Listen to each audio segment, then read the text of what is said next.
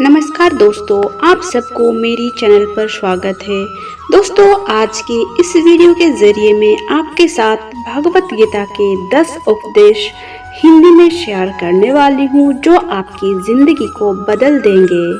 दोस्तों, ये वीडियो आप सभी के लिए बहुत ही स्पेशल और जीवन को बदल देने वाला साबित होने वाला है, इसलिए इस भागवत गीता उपदेश वीडियो को आप लोग अंत तक देखिए और वीडियो अच्छा लगे तो वीडियो को लाइक और मेरे चैनल को सब्सक्राइब जरूर कर दीजिए। उपदेश 1। दोस्तों, इस सृष्टि में जो जन्म लेता है वो निश्चित रूप से मृत्यु के अधीन हो जाता है। दोस्तों, यहाँ भगवान श्री कृष्ण कहते हैं कि इस मृत्युलोक का हर प्राणी, चाहे वो मनुष्य हो या पशु पक्षी हो या फिर पेड़ पौधे हो, हर सांस लेने वाला प्राणी अपने जन्म के साथ मृत्यु को भी लेकर आता है। हर प्राणी को एक न एक दिन निश्चित रूप से मरना अर्थात अपना शरीर को त्यागना ही पड़ता है। मनुष्य को सिर्फ कर्म करने का अधिकार है, फल की इच्छा ना करें। दोस्तों, यहाँ भगवान श्री कृष्ण कहते हैं कि मनुष्य को चाहिए कि वो फल की इच्छा त्याग कर कर्म को अपना धर्म समझकर करे, क्योंकि जो भी मनुष्य फल की प्राप्ति की इच्छा करता है उसका मन फल के बारे में सोचकर अपने कर्म और कर्तव्य से विचलित हो जाता है और उस इंसान को वो फल प्राप्त नहीं होता है जिसकी उसने इच्छा की थी।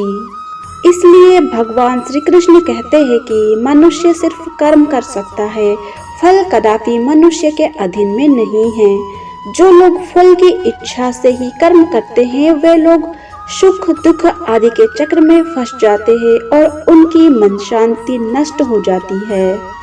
भगवान श्री कृष्ण कहते हैं कि मनुष्य अपने फल की इच्छा को त्याग कर कर्म को अपना धर्म समझकर करे तो उसके फल अवश्य मिल जाएंगे, परंतु उस फल को वो विधान की इच्छा समझकर स्वीकार कर ले और ज्ञानी व्यक्ति इसी योग को अपना कर्म योगी बन जाते हैं। उपदेश नंबर 3। इस विश्व में केवल शरीर मरते हैं लेकिन आत्मा अविनाशी है। शरीर के मरने पर भी आत्मा नहीं मरती है। दोस्तों, यहाँ भगवान श्री कृष्ण कहते हैं कि आत्मा ना कभी जन्म लेती है और ना कभी मरती है। वो अजन्म, नित्य, सनातन और पुरातन है, जो शरीर के मारे जाने के बाद भी नहीं मरती है। जो सचमुच ज्ञानी होते हैं वह ना उनका शोक करते हैं जो मर गए हैं और ना ही उनका शोक करते हैं जो अभी जिंदा है, क्योंकि वो जानते हैं कि जो मर गया है वो फिर से जन्म लेगा और जो भी जीवित है वो अवश्य ही मर जाएगा। मरने वाला फिर से जन्म लेगा, क्योंकि केवल शरीर का नाश होता है। शरीर के अंदर जो आत्मा है वो कभी भी नहीं मरता है, क्योंकि आत्मा को ना कोई शस्त्र काट सकता है और ना ही उसे अग्नि जला सकती है, ना ही जल गला सकता है और ना ही उसे वायु सुखा सकती है। उपदेश नंबर 4। अपने मन को नियंत्रित करो। दोस्तों, यहाँ भगवान श्री कृष्ण कहते हैं कि मनुष्य के शरीर का एक अदृश्य अंग है मन, जो दिखाई नहीं देता है, परंतु वही इस शरीर का सबसे शक्तिशाली हिस्सा है। मनुष्य के मन में घमंड की मदिरा पिलाकर मदहोश करने वाला पाखंडी केवल ये मन ही है। उसके हाथ में मोह माया का जाल है जिसे वो मनुष्य की कामनाओं पर टालता रहता है और उसे अपने वश में करता रहता है।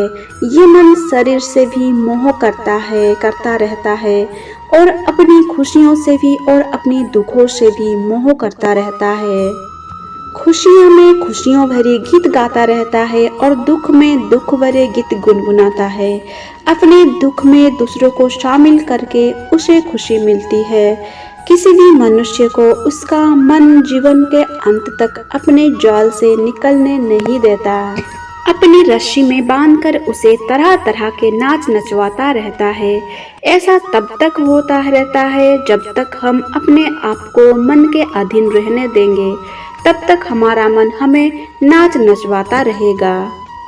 मनुष्य का मन मनुष्य को इतनी फुर्सत भी नहीं देता कि वो अपने अंतर में झांककर अपनी आत्मा को पहचाने और आत्मा के अंदर जिस परमात्मा का प्रकाश है उस परमात्मा का साक्षात्कार करे। किसी भी जीवित प्राणी के लिए आवश्यक है कि प्राणी अपने मन को काबू में करके अपने अंदर में झांक कर अपनी आत्मा को देखे, तब उस आत्मा के अंदर उसे परमात्मा का प्रकाश स्पष्ट दिखाई देगा और उसी को ही परमात्मा का साक्षात्कार कहते हैं। उपदेश नंबर 5, हमारा शरीर और मन कैसे काम करता है। दोस्तों, यहाँ भगवान श्री कृष्ण कहते हैं कि मनुष्य का शरीर एक रथ के भांति है, जैसे आँख, कान, नाक, जीभ और त्वचा आदि।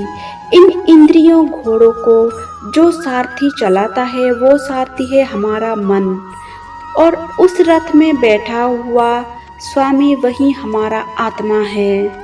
मनुष्य की इंद्रियां विषयों की ओर आकर्षित होती रहती है और ये सब तभी तक ही हो सकता है जब तक जीवात्मा अपने मन को काबू में ना लाए।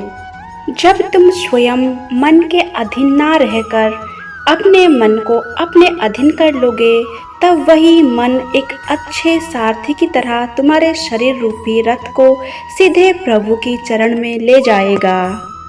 यदि मन तुम्हारा स्वामी है और तुम उसके अधीन हो, तो वो तुम्हें माया के बंधन में जकड़ लेगा, और जब तुम अपने मन पर काबू पाओगे और उसके स्वामी हो जाओगे, तो वही मन तुम्हें मोक्ष के द्वार तक ले जाएगा। उपदेश नंबर 6, गीता के अनुसार खुशी के 3 प्रकार है। भगवत गीता के अनुसार इस दुनिया में 3 प्रकार की खुशी होती है। तामसिक खुशी। दोस्तों, पहली प्रकार की तामसिक खुशी हमें ज़्यादा सोने से या ज़्यादा आलसी होने के वजह से मिलता है, यानी कि आराम करने वाला खुशी। दूसरा है राजसिक खुशी। दोस्तों, राजसिक खुशी हमें जो किसी मटेरियल गोल को अचीव करने के बाद मिलती है, जैसे कि पैसे कमाना, गाड़ी खरीदना, दारू पीना आदि चीज़ों करने से जो खुशी हमें मिलती है वो है राजसिक खुशी। तीसरी है सात्विक खुशी। दोस्तों, ये जो तीसरी प्रकार की खुशी होती है ना, उसे सात्विक खुशी कहते हैं। भगवत गीता ये कहती है कि तामसिक और राजसिक ये दोनों खुशियाँ अस्थायी होती है, पर सात्विक खुशी है ना, वो पहले हमें जहर की तरह लगती है लेकिन बाद में शहद की तरह लगती है। दोस्तों, परमानेंट और स्थायी खुशी हमें अनुशासन और आध्यात्मिक पढ़ाई करने से ही मिलती है, जिसे सात्विक खुशी कहते हैं। दोस्तों, आप ज़्यादातर किस तरह की खुशी में होते हैं, ये हमें नीचे कमेंट सेक्शन में ज़रूर बताइएगा। दोस्तों, भगवान श्री कृष्ण कहते हैं कि इस संसार में केवल 2 ही वस्तु है, एक शरीर और दूसरा उस शरीर में रहने वाला शरीर। इस शरीर में रहने वाला जो आत्मा रूपी शरीर है वो कभी भी नहीं मरता, और जो शरीर है वो सदा रहता नहीं है। आत्मा एक शरीर छोड़ता है और दूसरा शरीर धारण कर लेता है, बिल्कुल वैसे ही जैसे मनुष्य अपने पुराने कपड़े उतारकर नए कपड़े धारण कर लेता है। आत्मा नित्य है, इसलिए वो नहीं बदलती, परंतु शरीर नाश्वर है, इसलिए एक ही आत्मा के कई शरीर बदलते हैं। इसलिए हर जन्म में आत्मा नए नए शरीर धारण कर लेता है। उपदेश 8, प्रारब्ध केवल मनुष्य का बनता है। दोस्तों, यहाँ भगवान श्री कृष्ण कहते हैं कि अगर कोई सांप किसी मनुष्य को अकारण काटता है तो उस सांप को उसका पाप नहीं लगेगा, और ठीक उसी तरह शेर दूसरे जानवर की हत्या करता है तो उसका उसे पाप नहीं लगेगा। या बकरी का उदाहरण लीजिए, बकरी किसी की हत्या नहीं करती है और सिर्फ घास खाती है, तो इस कारण वो पुण्य की भागी नहीं बनती है। पाप पुण्य का लेखा जोखा अर्थात प्रारब्ध केवल मनुष्य का ही बनता है।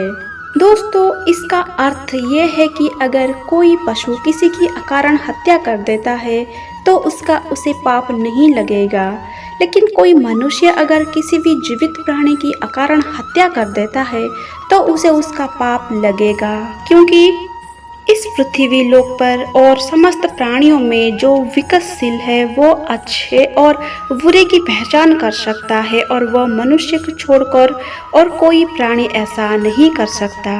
इसलिए जब मनुष्य अपने पाप और पुण्य जब भोग लेता है तो उसे फिर से मनुष्य की योनि में भेज दिया जाता है। उपदेश नंबर 9। एक ही कर्म किसी के लिए पाप बन जाता है और दूसरे के लिए पुण्य बन जाता है। दोस्तों, एक मनुष्य किसी कमजोर और बूढ़े व्यक्ति का धन लूटने के लिए उसकी हत्या कर देता है तो उस व्यक्ति को निश्चित ही उसके द्वारा किए गए कर्म का पाप लगता है। और यदि दुष्ट मनुष्य किसी स्त्री के साथ जबरदस्ती बलात्कार करने की कोशिश कर रहा है तो उस स्त्री का रक्षा करने के लिए अगर कोई व्यक्ति उस दुष्ट मनुष्य की हत्या कर देता है तो उसका उसे पाप नहीं लगता है बल्कि पुण्य लगता है। दोस्तों, कर्म तो वही रहा किसी की हत्या करना, परंतु उस कर्म के पीछे की भावना क्या है और मारने वाले की नीयत क्या है। किसी के फर्क से ही एक ही कर्म किसी के लिए पाप हो सकता है और दूसरे के लिए पुण्य हो सकता है। जिस भावना और नियत से मनुष्य कर्म करता है उस नियत के कारण एक ही कर्म किसी के लिए पाप बन जाता है और किसी के लिए पुण्य बन जाता है। कर्म के इस ज्ञान के द्वारा ही मनुष्य को कर्म, विकर्म और अकर्म की पहचान होती है। दोस्तों, इसका अर्थ ये है कि मनुष्य जब निष्काम भावना से कर्म करता है तो उस कर्म का फल उसे नहीं भोगना पड़ता है, इसलिए वो अकर्म हो जाता है। कर्म उसे कहते हैं जिसे सकाम भाव से और फल की इच्छा से किया जाता है। उसका फल मनुष्य को उसके कर्म के अनुसार अवश्य मिलता रहता है। अच्छे कर्म का फल अच्छा मिलता है और बुरे कर्म का फल बुरा मिलता है। और जो असत्य, कपट, हिंसा आदि अनुचित और निश्चित कर्म को विकर्म कहते हैं। उपदेश नंबर 10। हर मनुष्य का प्रथम धर्म क्या है और अपने धर्म का विधान मनुष्य खुद बनाता है। दोस्तों, इसका अर्थ समझाते हुए भगवान श्री कृष्ण कहते हैं कि धर्म का जो विधान है अगर उसे किसी दूसरे ने बनाया हो तो वो तुम्हारा धर्म नहीं हो सकता। तुम्हारा धर्म वही है जिसे तुमने स्वयं बनाया हो, जिसे तुम्हारी आत्मा ने स्वीकार किया हो। धर्म एक व्यक्तिगत चीज है जिसका फैसला व्यक्ति को खुद लेना पड़ता है।